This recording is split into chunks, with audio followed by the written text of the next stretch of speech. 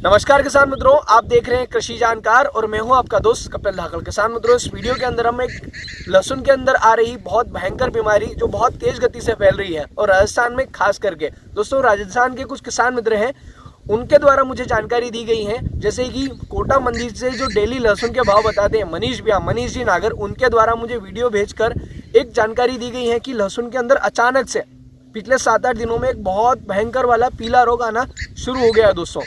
तो मनीष भैया ने मुझे ये चीज़ रिपोर्ट करी है। इसके अलावा जो बजरंगगढ़ है 12 जिले के अंदर, बजरंगगढ़ से सत्यप्रकाश जी नागर साहब, उनके द्वारा भी सेम चीज़ मुझे रिपोर्ट की गई है। इसके अलावा पड़लासिया से महेंद्र जी नागर साहब ने भी सेम चीज़ मुझे रिपोर्ट करी है दोस्तों।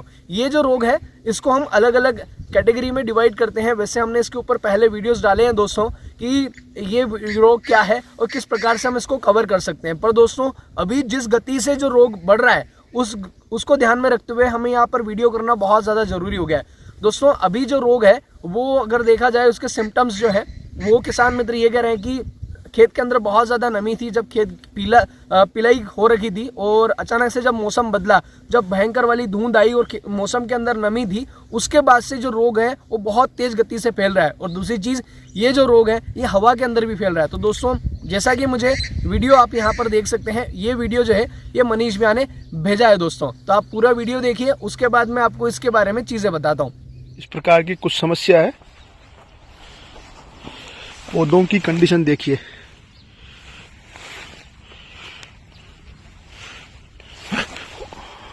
और जो समस्या है ये आप देख पा रहे होंगे, ये इस प्रकार के जो दानेदार हैं पत्ते के अंदर, वो ये प्रकार देख पा रहे होंगे आप सभी। ये डॉटेड जो पौधे के ऊपर बने हुए हैं,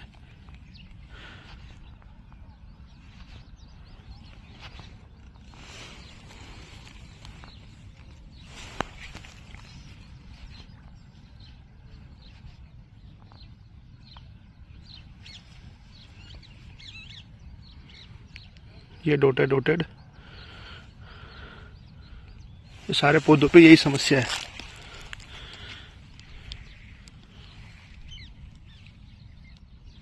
और बाकी पौधे की कंडीशन आप देखिएगा, बिल्कुल खत्म होने की कगार पर है ये वाला लहसुन।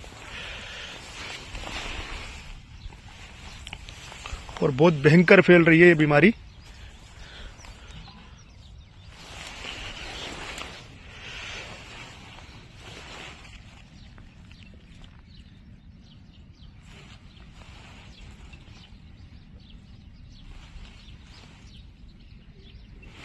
प्लॉट की कंडीशन आप देख पा रहे होंगे,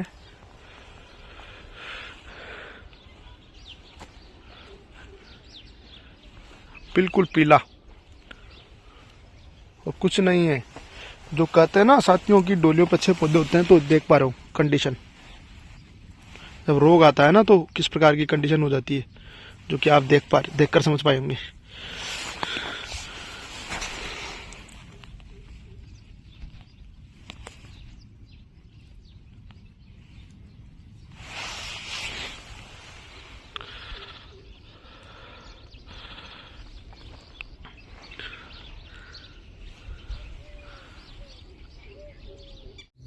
तो दोस्तों जैसा कि हमने वीडियो के अंदर देखा, ये जो रोग है ये राजस्थान के मैक्सिमम खेतों के अंदर फैला हुआ है।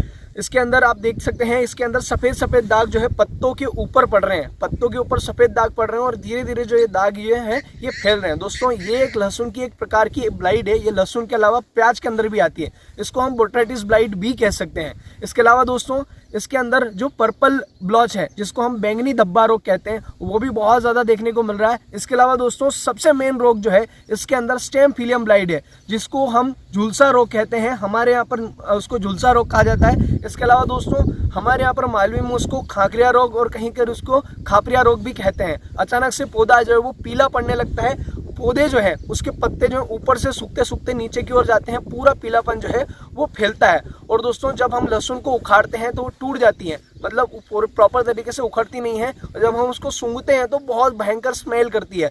और दोस्तों नीचे का जो कंद है वो ऐसा लसलसा पड़ने लगता है, गीला पड़ने लगता है। ये समस्या हमने पिछले वीडियोस के अंदर भी डिस्कस करी थी, और अगर आपने वो वीडियो अभी तक नहीं देखा है तो आप देख सकते हैं दोस्तों।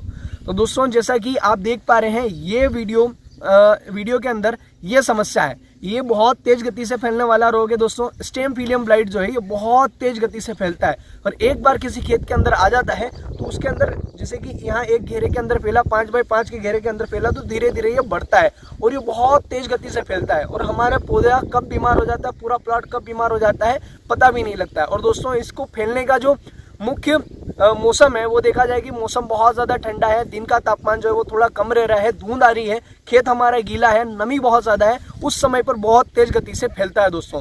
तो दोस्तों इसको ध्यान में रखते हुए अब क्या किया जाए। और अगर बहुत सारे किसान मित्र ये सोचते हैं कि यार बोले यार वो वहाँ है, मैंने अभी 4 दिन पहले स्प्रे किया और अभी मुझे दिख रहा है, तो दोस्तों एक बार इसका अटैक हो जाने के बाद में, इसका अटैक आज हुआ तो इसका जो अटैक हो जाने के बाद में 3 से 4 दिन 5 दिन बाद इसका असर दिखने को मिलता है दोस्तों। तो अभी आपने 7-8 दिन पहले स्प्रे किया है तो आप ये इंतजार ना करें कि यार मैं 7-8 दिन बाद, अभी पहले मैंने स्प्रे किया है, थोड़ा और ज़्यादा देखने को मिलेगा उसके बाद ही मैं स्प्रे करूँगा। और दोस्तों एक चीज़ और, जो पौधे इससे डैमेज हो चुके हैं वो आप किसी भी कंडीशन पर रिकवर नहीं कर सकते। आपकी जो बीमारी है वो वहीं की वहीं रुक सकती है, रिकवर नहीं करेगी। तो दोस्तों आखिरकार कौन कौन से ऐसे ट्रीटमेंट है जिनका प्रयोग करके हम इसको उपयोग कर सकते हैं। पर दोस्तों मैं ट्रीटमेंट बताने से पहले मैं आपको कुछ चीज़ें बता देना चाहता हूं जहां पर ट्रीटमेंट सारा करने के बाद में भी किसान मित्र गलती कर बैठते हैं। क्या ऐसी गलती होती है? तो दोस्तों सबसे बड़ी बात है, हमारा उद्देश्य ये होता है कोई भी चीज़ हम स्प्रे करते हैं या कोई भी खाद डालते हैं तो हमारी फसल के अंदर वो लगे और जो बीमारी है, जो उद्देश्य लेकर हम चल रहे हैं वो उद्देश्य पूरा हो।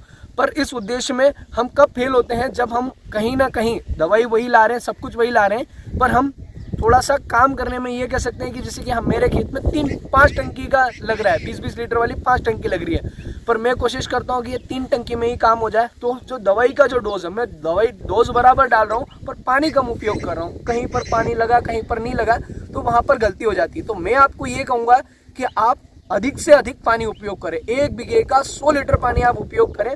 आपके जो पौधे हैं वो बिल्कुल ऐसे दवाई के अंदर गीले हो जाना चाहिए। अभी कुछ किसान मित्र ये सोचेंगे अगर 100 लीटर पानी का उपयोग करेंगे तो हमारी दवाई पतली तो नहीं हो जाएगी।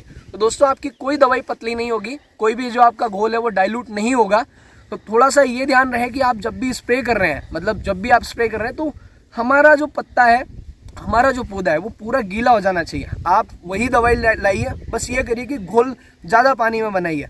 तो इस बात का ध्यान रखिए। शाम के समय में स्प्रे करिए क्योंकि पूरा जो समय मिलता है उस दवाई को काम करने का। अभी आपने स्प्रे किया सुबह सुबह, बिल्कुल भरसक गर्मी में आपने स्प्रे कर दिया, तो आपने दवाई डाली और वहीं की वहीं सूख गई, तो कोई मज़ा नहीं आया। तो दोस्तों थोड़ा सा अपने समय का जो शेड्यूल है वो भी थोड़ा उस हिसाब से रखिए कि थोड़ी ठंडक मौसम के अंदर होनी चाहिए। दोस्तों अब बात करते हैं कौन कौन से ट्रीटमेंट हम यहाँ पर उपयोग कर सकते हैं। दोस्तों मैं सबसे पहले आपको टेक्निकल बताऊंगा और मैं यहाँ आपको सिस्टमिक और कॉन्टैक्ट का कॉम्बिनेशन भी बताने वाला हूँ दोस्तों।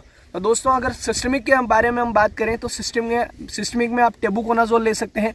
टेबुकोनाजोल सबसे बेटर तरीके से यहाँ पर काम करेगा। और दोस्तों अगर आप चाहें तो आप एजोस्ट्रोस्ट्रोबिन प्लस डाइफेकोनाजोल वाला कॉम्बिनेशन आप ले सकते हैं। अगर आप चाहें तो आप एजोस्ट्रोस्ट्रोबिन प्लस टेबुकोनाजोल वाला जो कॉम्बिनेशन है वो भी आप ले सकते हैं। और साथ में दोस्तों हमें एक कॉन्टैक्ट फंगिसाइड मिलाना है। तो कॉन्टैक्ट फंगिसाइड में मैनकोजेब हम उपयोग कर सकते हैं, मैनकोजेब 75% वाला। इसके अलावा दोस्तों जो क्लोरोथायोनिल जो आता है, सिजेंटा कंपनी का कवच या कवच फ्लो के नाम से आता है, जिसमें डाइफेकोनाजोल प्लस क्लोरोथायोनिल का कॉम्बिनेशन आता है, वो भी आप उपयोग कर सकते हैं। उसका भी रिकमेंडेशन मैंने आपको पुराने वीडियोस में दिया है। सारी चीज़ें किसान मित्रों हमने आपको पुराने वीडियो में, आज से 1 महीने पहले जो हमने वीडियो डाला था वहाँ पर सारी चीज़ें हमने बताई थी। दोस्तों अगर हम इसको थोड़ा अगर नेगलेक्ट करेंगे या फिर हम इसको छोड़ेंगे या फिर इसके ऊपर कम ध्यान देंगे तो हमारी जो फसल है हमारे हाथ से निकल जाएगी दोस्तों। तो थोड़ा सा ध्यान रखें। ये भी है कि ये बहुत भयंकर तरीके से, जैसा कि बताया गया है, हवा के अंदर फैल रहा है। मतलब पहले एक प्लॉट में दिखा, वहाँ से दूसरे प्लॉट में दिखा और धीरे धीरे जो है पूरा प्लॉट जो है वो पीला होता जा रहा है। तो दोस्तों थोड़ा सा सावधानी रखने की ज़रूरत है। लहसुन का साल है और अगर इस प्रकार से रोग आते गए तो हमने जो लागत लगाई है वो भी मुश्किल से निकल पाएगी। और अगर ये रोग जो है ये हमारे खेत के अंदर आता है तो समस्या ये होती है किसान मित्रों की, हमारे पौधों की जो बढ़वार है वहीं की वहीं रुक जाती है, गठान भी नहीं बनती है और उखाड़ते हैं तो टूट जाता है। ये समस्या बहुत आती है। दोस्तों प्रोडक्ट वाइज बात करते हैं कि कौन कौन से प्रोडक्ट आप यहाँ पर उपयोग कर सकते हैं। तो मैं आपको सजेशन दूंगा कि आप जो डामा कंपनी का कस्टोडिया आता है वो आप उपयोग कर सकते हैं, वो बड़ी शानदार चीज़ है। साथ में आप उसके अंदर कोई भी, जैसे कि कॉन्टैक्ट फंगिसाइड उपयोग करें, जैसे क्लोरोथायनील आप उपयोग कर सकते हैं जो सिजेंटा कंपनी के कवच में आपको देखने को मिलेगा। आप चाहें तो मैनकोजेब उपयोग कर सकते हैं जो आपको M45 या सिजेंटा के एबिक में देखने को मिलेगा। आप साथ में डालिए। कॉन्टैक्ट क्या होता है कि हमारी जो फसल है, जैसे कि उसके पत्तों के ऊपर कोई बीमारी है, वो पत्तों के ऊपर बीमारी और दवाई अगर उसके संपर्क में आती है तो वो बीमारी खत्म हो जाएगी और सिस्टमिक जो है वो हमारे पौधों के पूरे अंतःप्रवाही रूप से पत्तों से होते हुए जड़ तक पूरा काम करेगा दोस्तों। इसके अलावा दोस्तों आप सिजेंटा कंपनी का एमिस्टार टॉप उपयोग कर सकते हैं। अगर आप चाहें तो देखा जाए तो आप नेटिवो भी उपयोग कर सकते हैं, ट्राइफ्लॉक्सिस्ट्रोबिन प्लस टेबुकोनाजोल, वो भी बड़ी शानदार चीज़ है। और दोस्तों अगर आप चाहें तो आप BASF कंपनी का जो सिग्नम आता है जिसके अंदर आपको मिलेगा बॉस्कोलाइट प्लस पायरोक्लोस्ट्रोबिन, अगर आप यही PI में जाएंगे तो आपको बिस्मा के नाम से मिलेगा। आप इन दोनों में से जो भी आपको मिल जाए आप उपयोग कर सकते हैं दोस्तों। तो दोस्तों ध्यान रहे, आप शाम के समय में स्प्रे करें और समय रहते हैं स्प्रे करें, बीमारी आपकी वहीं की वहीं रुक जाएगी।